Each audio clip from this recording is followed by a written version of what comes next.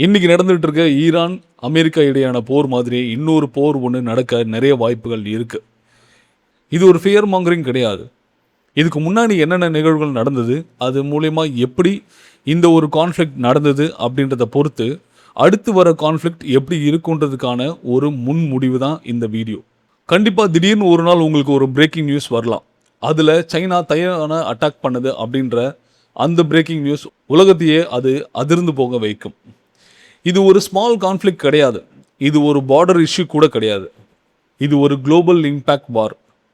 ஏன் அப்படி சொல்கிறேன்னா அதுக்கு மிக கடுமையான காரணங்கள் நிறைய இருக்குது. அதை ஒவ்வொன்றா பார்க்கும்போது உங்களுக்கே அது புரியும். அதனால் இந்த வீடியோ முழுசாக ஸ்கிப் பண்ணாமல் பாருங்கள். அப்போ தான் இந்த வீடியோக்கான முழு அர்த்தமும் உங்களுக்கு புரியும். அதுக்கு முன்னாடி நீங்கள் நம்ம சேனலுக்கு ஃபஸ்ட் டைம் வந்திருந்தீங்கன்னா மறக்காமல் சப்ஸ்கிரைப் பண்ணுங்கள். பெல் ஐக்கான் ப்ரெஸ் பண்ணி நோட்டிஃபிகேஷன் ஆன் பண்ணுங்கள். அப்போ தான் உங்களுக்கு நம்ம போகிற வீடியோஸ் எல்லாமே ரெகுலராக வரும். வாங்க வீடியோக்குள்ளே போகலாம்.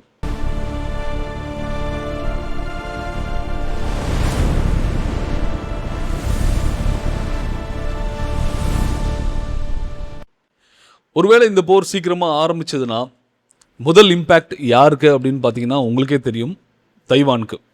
ஆனால் அடுத்த இம்பேக்ட்டு ஏஷியாவுக்கு, மூணாவது இம்பேக்ட்டு இது குளோபலுக்கு. இப்போ ஈரான் அமெரிக்கா வார் நடந்துகிட்ருக்கு. ஈரான் கிட்ட ஆயில் நிறைய இருக்குது.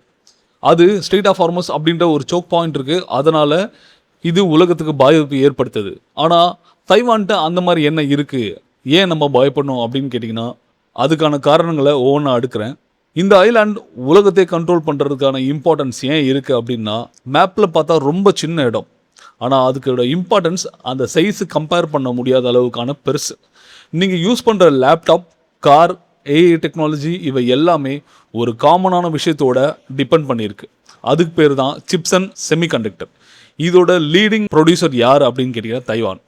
தைவான்லேருந்து தான் 90% ஆஃப் செமிகண்டக்டர்ஸ் அண்ட் சிப்செட்ஸ் எல்லாமே ஏற்றுமதி ஆகுது. இது தடைப்படும் போது மிகப்பெரிய பாதிப்பு ஏற்படும் உலக நாடுகளுக்கே. இந்தியாவுக்கு மட்டும் இல்லை, உலக நாடுகளுக்கே ஏற்படும்.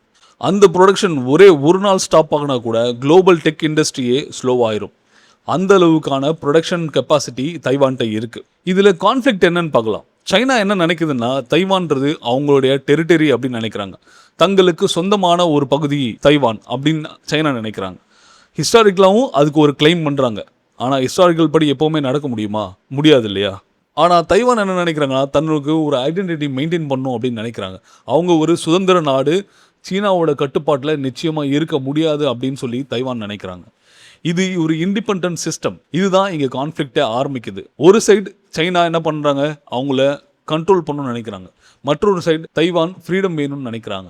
இது ரெண்டுத்துக்கு நடுவில் நிச்சயம் வார் கண்டிப்பாக தொடங்கிறதுக்கான வாய்ப்புகள் நிறைய இருக்குது.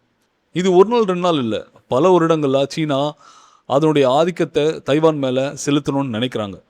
ஒருவேளை இந்த வார் ஆரம்பித்தா முதல் 24 மணி நேரம் அதுதான் ரொம்ப ரொம்ப முக்கியம். சைனா ஃபஸ்ட்டு மிசைல் லான்ச் பண்ணுறதுக்கான வாய்ப்புகள் நிறைய இருக்குது. அதுவும் இல்லாமல் ஏர் ஸ்ட்ரைக்ஸ், அப்புறமா நேவியோட மூவ்மெண்ட் எல்லாமே தைவானுக்கு நேராக அவங்க செலுத்துறதுக்கு வாய்ப்புகள் நிறைய இருக்குது. சைனாவோட டார்கெட் என்னவாக இருக்குன்னா, தைவானோட டிஃபென்ஸ் சிஸ்டம், அதுக்கப்புறமா ஏர்பேஸ், அப்புறமா கம்யூனிகேஷன் சென்டர்ஸ். ஒரு வாரன் வந்தாலே இது 3 தான் முதல்ல அட்டாக் பண்ணுவாங்க.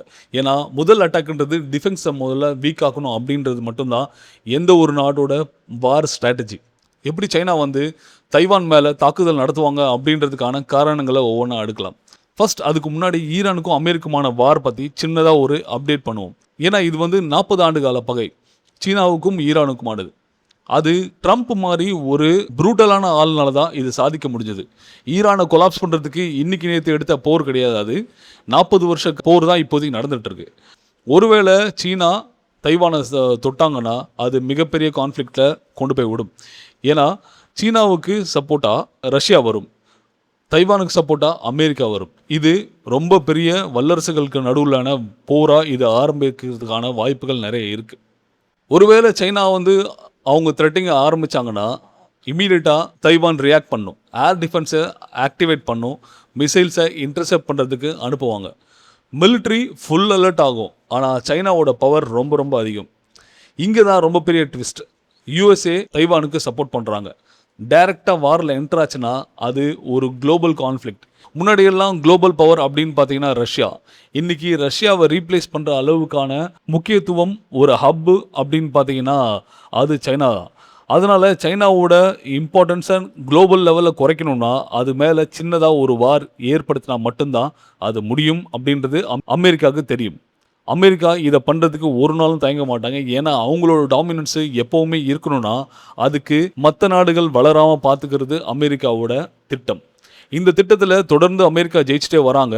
அதில் ஒரு பார்ட்டு தான் சைனாவோட ஆக்கிரமிப்பு, அதுக்கப்புறமா அவங்க மேலே போடப்படுற டேரிஃப் வார்.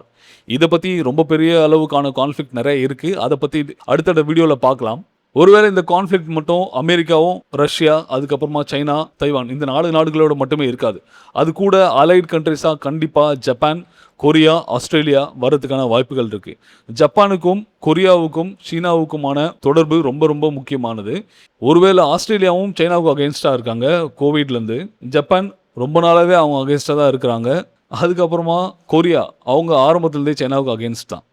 இவங்க இன்வால்வ் ஆகும்போது இது ஒரு ரீஜனல் வாராக இருக்காது, அது ஒரு 3ஆம் உலக போராக தான் இருக்கும். இதனால் என்னென்ன பிரச்சனைகள் வரும் அப்படின்னா, சைனாவோட சிப்செட் ப்ரொடக்ஷன் வந்து ஸ்டாப் ஆகும். ஃபோன்ஸ் எல்லாமே டிலேஸ் ஆகும். உதாரணத்துக்கு காரோட ப்ரொடக்ஷன் வேல்யூ ரொம்ப குறையும். ஏன்னா இப்போ கொரோனா அப்போது நிறைய பிரச்சனைகள் வந்துச்சு. அதில் முக்கியமான பிரச்சனை என்னென்னா, காரோட மேனுஃபேக்சரிங் டேட் வந்து அதிகமாச்சு. ஒரு சில கார்கள் குறிப்பாக மஹிந்திரா கார்கள் பார்த்தீங்கன்னா 12 மாதம் வரைக்கான வெயிட்டிங் பீரியட் அதிகமாச்சு. எதனாலனா இந்த சிப்செட் ப்ராப்ளம்னால. செமிகண்டக்டர் இந்த செமிகண்டக்டர்லாம் இப்போதைக்கு இந்தியாவிலே ஸ்டார்ட் பண்ண போகிறாங்க. ஆனால் அதுக்கு பாசிபிளாக வர்றதுக்கு ரொம்ப வருஷங்கள் ஆகும். அது வரைக்கும் இது ப்ராப்ளம் தான். குறிப்பாக இன்றைக்கி இருக்கிற ஏஐ இண்டஸ்ட்ரி மொத்தமாக ஸ்டக் ஆகிறதுக்கான சான்சஸ் நிறையா இருக்குது. அதுக்கு காரணமும் தைவான் சைனா மேலே ஏற்படுத்த போகிற போராக தான் இருக்கும். குளோபல் எக்கானமியே ரொம்ப பெரிய ஷேக் ஆகும். ஏன்னா ஸ்டாக் மார்க்கெட் டாப் ஆகும், சப்ளை செயின் ரொம்ப பிரேக் ஆகிறதுக்கான வாய்ப்புகள் நிறைய இருக்குது. இதுதான் மெயின் இம்பேக்டாக இருக்கும். உலக அளவில் வர்த்தகம் நிச்சயம் பாதிக்கப்படும். அது கிட்டத்தட்ட ஈரான் மேலே அமெரிக்கா நடத்தின தாக்குதலுக்கு இணையான ஒரு போராக இருக்கும். வர்த்தகத்திலையும் அதே அளவுக்கு ரிஃப்ளெக்ட் பண்ணுறதுக்கான வாய்ப்புகள் நிறைய இருக்குது. நீங்கள் உலக போர் காலகட்டத்திலேருந்தே பார்த்தீங்கன்னா பசிபிக் ஓஷன்றது ஒரு பேட்டில் ஜோனாக தான் இருக்கும். எப்போவுமே அங்கே போர் நடந்துகிட்டே இருந்திருக்கு. சைனாவும் யூஎஸ் நேவியும் ரெண்டும் ஒரே நேரத்தில் ஏர் பேட்டில்ஸ்லும் மிசைல் எக்ஸ்சேஞ்சும் ஒரு இடத்துல பண்ணிக்கிட்டாங்கன்னா அது கடல், வான்வெளி, சைபர் எல்லா இடத்துக்குமான போராக அது மாறுறதுக்கான வாய்ப்புகள் நிறைய இருக்குது. இந்த வார் ஃபிசிக்கலாக மட்டும் இருக்காது, அது சைபர் அட்டாக்காக இருக்கும். இன்டர்நெட் சிஸ்டமில் நிறைய பிரச்சனைகள் வரதுக்கான வாய்ப்புகள் இருக்குது. பவர் கிரிட்ஸ்க்கான ப்ராப்ளம் கண்டிப்பாக வரும். டிஜிட்டல் வேர்ல்டே கொலாப்ஸ் ஆயிரும். இந்த வார் ரொம்ப எஸ்கலேட் ஆச்சுன்னா நியூக்ளியர் வெப்பன் வரைக்கும் போகணும். ஏன் அப்படின்னு சொல்கிறேன்னா, முன்னாடியே நம்ம சொன்னது தான், அமெரிக்கா தன்னுடைய ஆதிக்கத்தை செலுத்தணும்னா அது எந்த எல்லைக்கும் போகுன்றது 2ஆம் உலகப் போரில் ஜப்பான் மேலே போடப்பட்ட 2 அணுகுண்டுகள் ரொம்ப முக்கியமான விஷயமா இருந்துச்சு. அதே மாதிரி தன்னுடைய ஆதிக்கத்தை ட்ரம்ப் மூலியமா இந்த அமெரிக்கா செய்யும்போது நிச்சயம் அது மிகப்பெரிய கான்ஃப்ளிக்டில் விடும். அதே மாதிரி சீனாவும் தன்னுடைய ஆதிக்கத்தை ஒரு நாளும் ஸ்டாப் பண்ண மாட்டாங்க. அவங்களும் பதிலுக்கு ரிட்டாலியேட் பண்ணுவாங்க. அது ரொம்ப பெரிய அளவுக்கான வாராக நிச்சயம் இருக்கும். ஒருவேளை நான் சொல்கிறதெல்லாம் நடந்தால் அது மிகப்பெரிய ஸ்ட்ரைக்காக இருக்கும். அந்த பிரச்சனை ஒரு கண்ட்ரியோட பிரச்சனையாக இருக்காது. ஒருவேளை இந்த போர் நடந்தால் நிச்சயம் என்ன மாதிரியான விளைவுகள் ஏற்படும் அப்படின்றத நீங்கள் கமெண்ட்டில் சொல்லுங்கள். இந்த வீடியோ உங்களுக்கு பிடிச்சிருந்தா லைக் பண்ணுங்கள், கமெண்ட் பண்ணுங்கள், உங்கள் ஃப்ரெண்ட்ஸ் அண்ட் ஃபேமிலிக்கு ஷேர் பண்ணுங்கள். நாளைக்கு ஒரு வீடியோவில் உங்களை பார்க்குறேன். அது வரைக்கும் பாய்.